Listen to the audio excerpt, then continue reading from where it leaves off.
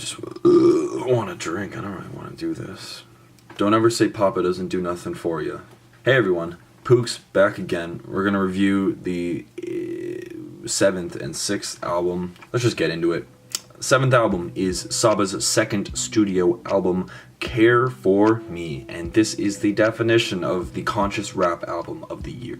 How would I describe Saba? Well, Saba is a lot more conscious, as I said before. Thank you for making a redundant point. But he is from Chicago, and he has a lot of style from there in his voice and his music. Now, Saba is definitely one of the more entertaining rappers to listen to. He's got a lot more vocal pitching, energy, creativity. A lot of his songs have very unique approaches to them, very cool transitions. The whole project, fairly solid. Well, I don't want to say fairly because this isn't my top, but it really is solid. Few awesome, amazing tracks, but the whole thing is extremely consistent as well. Saba, however, does fall short in a few songs with his choices artistically. He does some weird flows and it can definitely push away, but this is also his second studio album, and I'm not saying that it's a bad project. I'm not saying it's an alright project. It is a great project.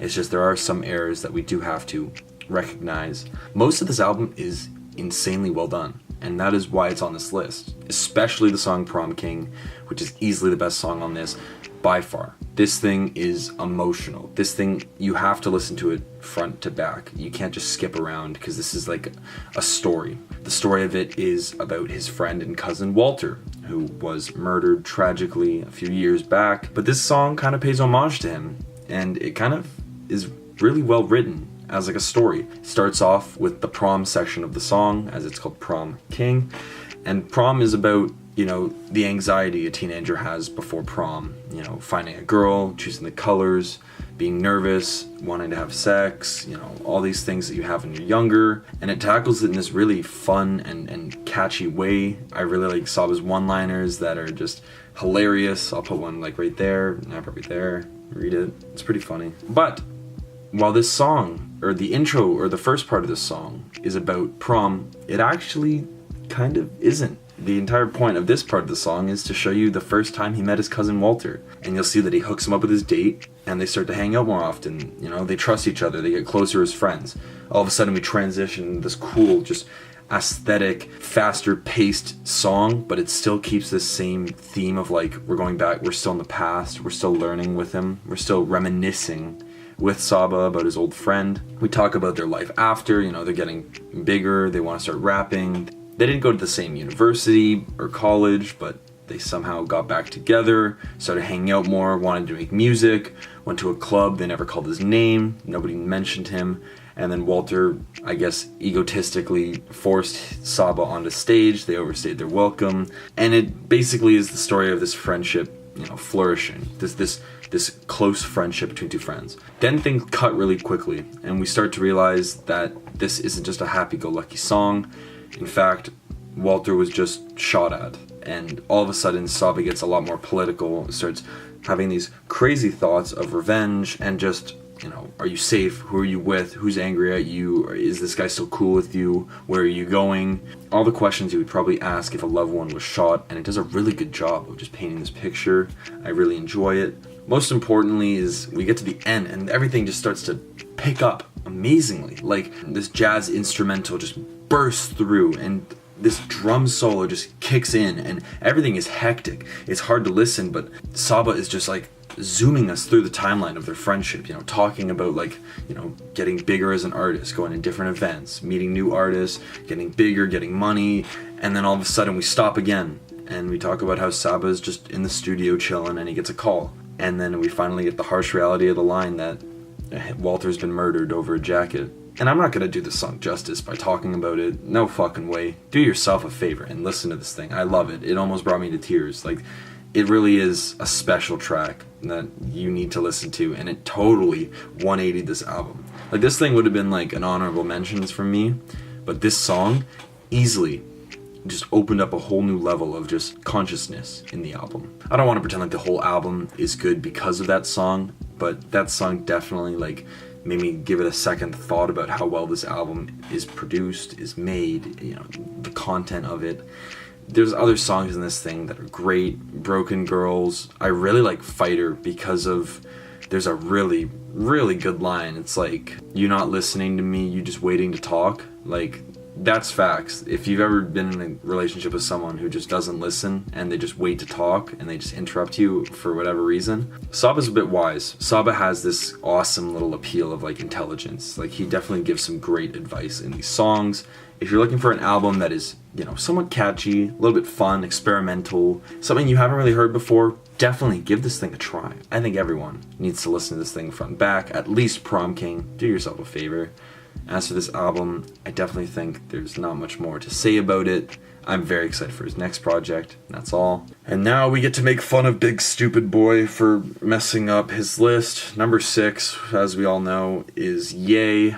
Yay. A fucking perfect little project. Another one of Kanye's 7-track EPs. Shut up, Parker. Let's give it a fucking... Let's get some energy in here because we're talking about an amazing project. Yay is a pretty project. Now, I don't want to get too political with it or, you know, off topic in this album discussion, but I really think a lot of people who disliked this Yay project don't actually dislike the project, they just dislike Yay. And it's kind of hypocritical because these are probably the same people that love X's music and can disassociate from X as a person even though he's dead. I will talk about that in another video. Please keep your pants on. We will still have a formal discussion about this, I promise. But it's just this idea of disassociating artist and art. Now, sometimes I choose to disassociate, but I'm honestly fine with Kanye, you know, especially on Twitter. He's not being as ignorant as he was before. It definitely gets a bit annoying when the news publishes every single headline with his name in it, just for the stupidest shit. So it's good that it's toned down now and I can actually digest this album, minus all the stupid outside shit. But this project should never be slept on. This thing is beautiful. And that's probably the best word I can choose to describe it. You can make fun of the album art for something, you know, being an album art that he did like in a day because he took a picture of a mountain and just chose some cool font. I really like it. Like, it's kind of humble. It's not some mass-produced project. It's more like a simplified, homely little thing. Like, Kanye's just like, this is my project. This is something for me to you. Like, it actually feels authentic. It feels real. Like, nothing about this is fake. And I love that about it. It's, you know, I already talked about the song I Thought About Killing You. That thing is an amazing intro. Like, right off the bat, when you hear that song, you know exactly that Kanye is not just being his little egotistical, you know, self-righteous self. He's a little bit more homely, he's a little bit more aware of his surroundings, and he's actually starting to take into account his environment and the people around it. Yikes is a fun little banger, you know, not a lot of depth to that, but it's fun. All Mine is just another really fun, high-paced song. I remember when I first listened to it, when he was streaming it, when he was releasing it on his initial release party. I remember listening to that song and I was like, damn, are we gonna get a bunch of bangers? But then we had the song Wouldn't Leave, and this thing started to slow down, and it started to be a little bit more sentimental. I'm not gonna make a pun with the line he makes on the song, but I want to give credit to Party Next Door. He's on 2 tracks, he's on Wouldn't Leave and Ghost Town, and it really does show his range as an artist. And I know this is about Ye, but like, come on. We haven't really seen him in a while, but it's good to see that he's still got a lot of flavor in his voice, so that's nice. Wouldn't Leave is just amazing with his conversations about his wife and how he realizes he's an idiot, yet she still unconditionally loves him. It's so cute. Ye just breaks my heart. Ghost Town and Violent Crimes are also massive highlights on this thing. They are just slowed down, but they're just so sentimental and just, what's the word to describe it? Angelic. It almost sounds like a church song, like it's inspired by religion. I really do appreciate how much energy Kanye put into all these songs and effort. You can definitely tell these songs have been nitpicked to like the finest point. Like, there are no errors on these songs. Like, structurally, no.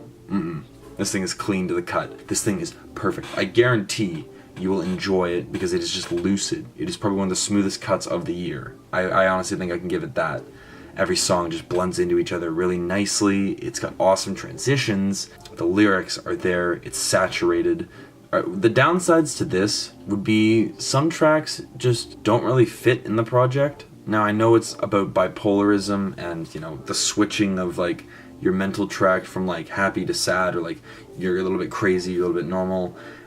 The whole idea of being bipolar is kind of hard to explain, and I'm not going to try and like explain it myself. If you think of it like that, then maybe the songs are fine, but it definitely doesn't really keep up with what he was doing. It looked like a more innocent Ye project, and then we have Yikes and All Mine, which are definitely a little bit more faster paced, higher pitched, a little bit more exciting. So it does seem a bit weird, but they're good songs. It's just, there's a little bit of confusion within the album, but that's fine.